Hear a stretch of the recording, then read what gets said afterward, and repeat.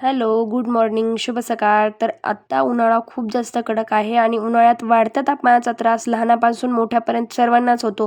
पण याच उन्हाळ्यामध्ये शरीरामध्ये पाणी साठवण्याची क्षमता कमी असल्याने त्यांना विशेष काळजी घेण्याची गरज असते.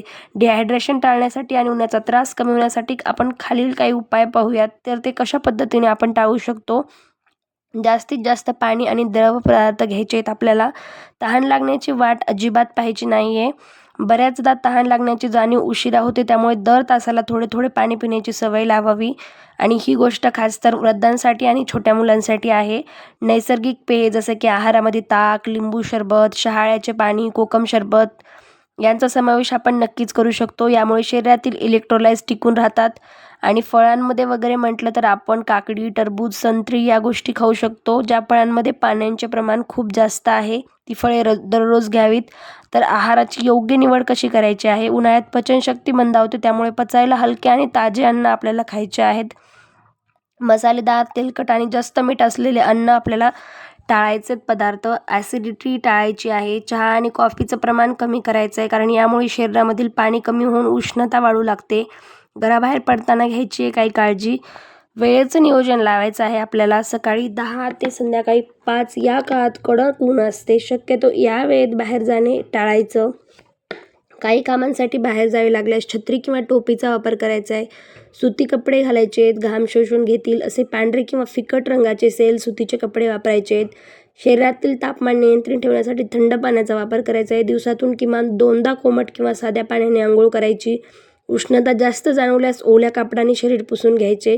घरातील वातावरण दुपारी घराच्या खिडक्यांचे पडदे लावून ठेवायचे, जेणेकरून घराबाहेर गरम हवा आत येणार नाही. डिहायड्रेशनची लक्षणं कशी ओळखायची. तोंड कोरडे पडणे, खूप थकवा किंवा चक्कर येणे, ब्रह्म होणे, चिडचिड होणे यापैकी कुठलीही लक्षणं दिसली तर त्वरित डॉक्टरांचा सल्ला घ्यायचा आहे. आणि दुसरं म्हणजे काय तर उन्हाळ्याचा त्रास कमी करण्यासाठी वाळा घातलेले पाणी किंवा गुलाब पाणी प्यायचं आहे. शरीरातील उष्णता कमी करण्यासाठी रात्री पाण्यात भिजलेले सब्जा बी सकाळी शरबत म्हणून प्यायचे आहेत.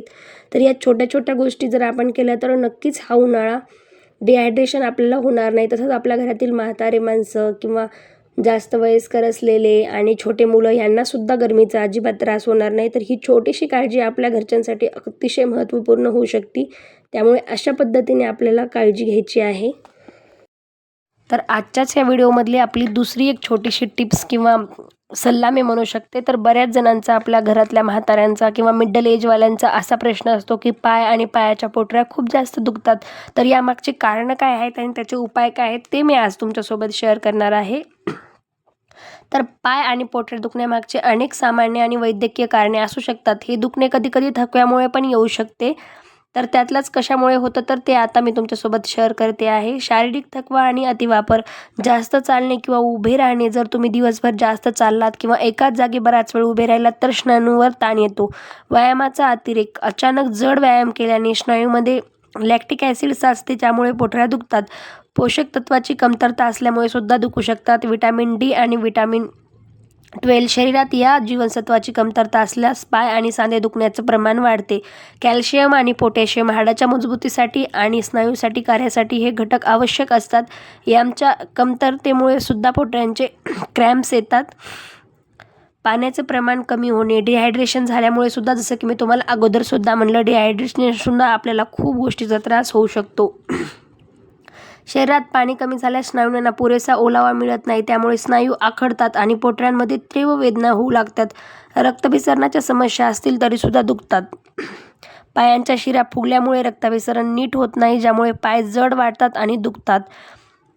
नसांवर ताण पडल्यावर कंबरदुखी आणि सायटिकामुळे पायांच्या नसावर दाब पडतो, त्यांचा त्रास पोटऱ्यांपर्यंत जाणवतोच. इतर आरोग्य समस्या असतील तरीसुद्धा, मधुमेह आहे, डायबिटीज वगैरे, समजा रक्तातील साखर वाढल्यामुळे पायाच्या नसा कमकुवत होऊ शकतात, त्यामुळे सुद्धा दुखू शकतात. किंवा चुकीचे, आजकाल मुली बऱ्याचशा हिल्स वगैरे घालतात, तर त्या पद्धतीने चुकीचे चप्पल्स वगैरे घातले, खूप घट्ट किंवा उंच टाचेचे चपला वापरल्याने सुद्धा पायांच्या रचनेवर ताण येतो. तर हे का दुखतात हे तर तुम्हाला कळलंच आहे, पण त्यावर घरगुती उपाय आणि काळजी कशी घ्यायची तर हे मी तुमच्यासोबत आज शेअर करत आहे. भरपूर पाणी आपल्याला प्यायचं आहे. दिवसातून किमान 3 ते 4 लिटर पाणी आपल्याला प्यायचं आहे. कोमट पाण्याने शेकून घ्यायचं आहे. रात्री झोपताना कोमट पाण्यात थोडेसे मीठ टाकून पाय त्यात बुडवून ठेवल्यास आपल्याला भरपूर आराम मिळेल. मॉलिश करायचं आहे आपल्याला. मोहरीच्या किंवा तिळाच्या तेलाने हलक्या हाताने पोटऱ्यांची मॉलिश करायची आहे. आहारामध्ये कुठली गोष्ट वाढवायची आहे, तर आहारामध्ये केळी, पोटॅशियमसाठी दूध, अंडी आणि हिरव्या पालेभाज्यांचा समावेश आपण नक्कीच करू शकतो. तर इत्यादी गोष्टी आणि आपण आपल्या आहारामध्ये थोडेफार चेंजेस केले, जसंच कामाचा सुद्धा थोडासा लोड जर आपण कमी केला, तर नक्कीच जर सारखं आपल्याला पोटऱ्यांचा त्रास असेल तर थोडा का होईना तो कमी व्हायला नक्कीच मदत होते. जसं की लेडीज किचनमध्ये बराच वेळ उभा टाकून काम करतात, तर तिथे सुद्धा आपण थोडा वेळ कमी करून किंवा कोणाची तरी हेल्प घेऊन आपण तो ताण थोडा का होईना कमी करू शकतो. तर यामुळे सुद्धा आपला त्रास कमी होऊ शकतो. परत जिथे कामाच्या ठिकाणी खूप धावपळीने जातात, एखाद्या ठिकाणी आपण चालत जातो, तर त्या ठिकाणी गाडी किंवा रिक्षाने वगैरे जाऊन सुद्धा आपण आपला ताण थोडा का होईना कमी करू शकतो. आणि जसं की मी तुम्हाला म्हटलं त्यानुसार पाण्याचे वगैरे प्रमाण कमी झाल्यामुळे पण दुखू शकतात. तर ते गोष्टीसुद्धा पुन्हा खाण्यामुळे पुन्हा दुखू शकतात. कमी खाणे किंवा व्यवस्थित न खाल्ल्यामुळे पण दुखू शकतात. तर आपण आपला आहारसुद्धा छान घेतला तर ही समस्या नक्कीच अगदी कमी नाही, पण थोडी का होईना कमी होईल असं मला वाटतं. तर असंच आणि महत्त्वाचं म्हणजे जर तुमचे पाय सतत दुखत असतील, तर पायांना सूज येत असेल किंवा रात्री झोपताना तीव्र दुखत असेल, तर एकदा डॉक्टरांचा सल्ला नक्कीच घ्या. असं घरगुती सल्ल्याने सुद्धा कंप्लीटली राहील असं नसतं. तर आजची माझी महत्त्वपूर्ण माहिती एवढीच होती आणि आय होप तुम्हाला नक्कीच आवडली असेल.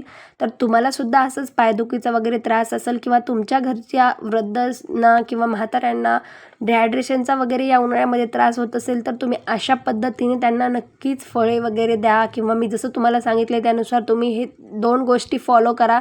त्यांना नक्कीच आराम मिळेल आणि तुम्हालासुद्धा बरं वाटेल. कारण आपल्या घरात जर कोणाचं दुखत असेल, तर ॲक्च्युली आपलंच मनसुद्धा लागत नाही आहे आणि घरातलं वातावरण थोडंसं पॅनिक होतं.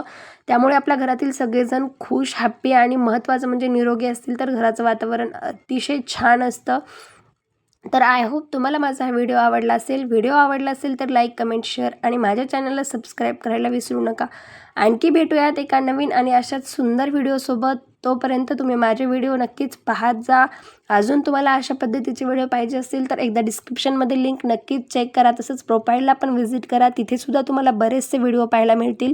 आणखी भेटूयात नवीन व्हिडिओसोबत. तोपर्यंत बाय.